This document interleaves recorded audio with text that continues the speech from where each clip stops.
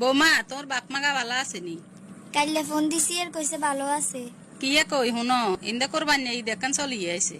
ফাঁসের বাইর মাসুদের হোর বাইর তুন গরু হাডাইছে অন তুই তোর বাপ মারও একখানা ইঙ্গিত দি দিও। কি কইতাম হেতা করে? ব্যাগ কিছু এত বুঝো ইয়েন বুঝি শিখে দেন লাগে।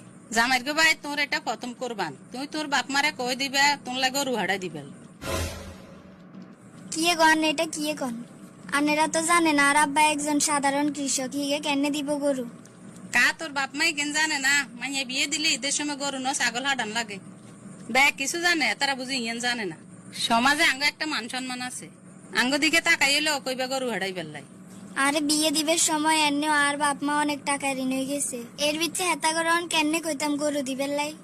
এত কিছু আমি শুনতাম চাই না, তুই দরকার হইলে এটা করে কইবা কিস্তি লই বেল্লাই। তারপরও আন মুখ বাঁচাইতে হইব। কথা যেনে কইছি যেন মনে থাক, কোনো কথা যেন লড়ছর নয়।